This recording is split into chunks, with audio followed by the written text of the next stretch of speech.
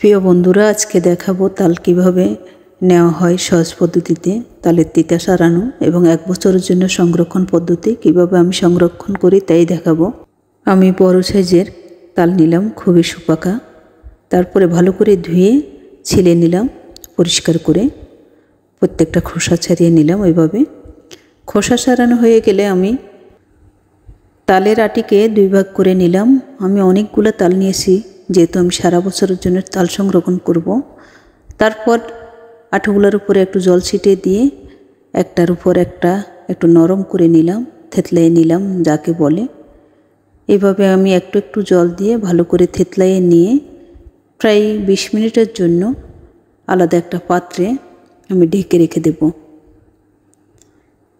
20 minute পর যখন তালগুলো সম্পূর্ণ নরম হয়ে যায়, এভাবে হয়ে যায়, তখন একটা গ্রেটারের সাহায্যে এভাবে তালের রসগুলো বাইর করে নেব।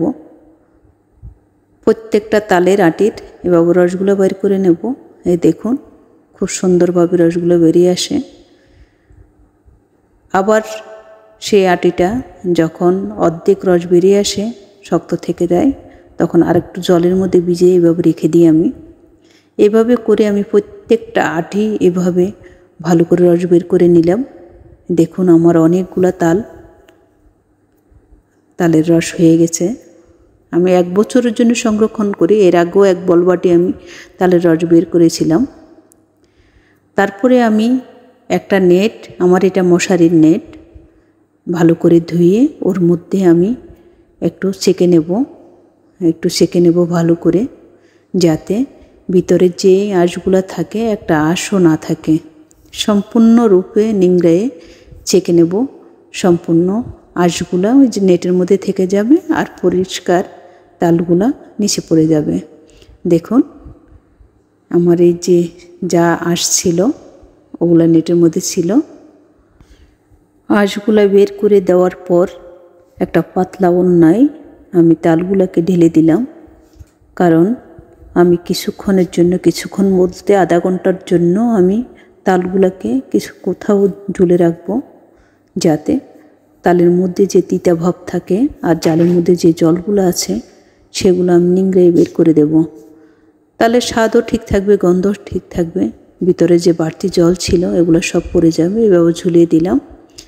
আমি অনেকক্ষণ ঝুলিয়ে রাখার পর তারপরে দেখুন কি সুন্দর জল পড়ছে।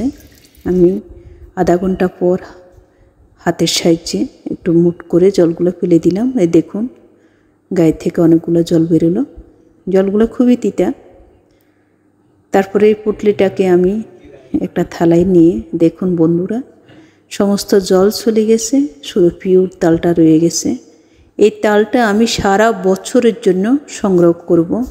আমার 1 বছরের জন্য তাল সংগ্রহ করব। যখন খুশি হবে আমি একটু নেব, নিয়ে ওই তালের পিঠা বানাবো বা পায়েস তৈরি করব। তালের বিভিন্ন রকম জিনিস তৈরি করা যায়। আমি একটা থালার মধ্যে নিলাম।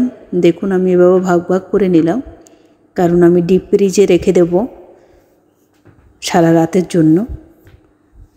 দেখুন বন্ধুরা, সকালে দেখি আমার আগের তালগুলো শক্ত হয়ে যায়। তারপরে পরে দিয়ে যে পলিথিনে তালগুলো রেখেছিলাম ওটার উপরে রাখি। এই দেখুন, এভাবে পিস পিস করে থালে নিলাম। এই সবগুলো তাল শক্ত হয়ে গেল।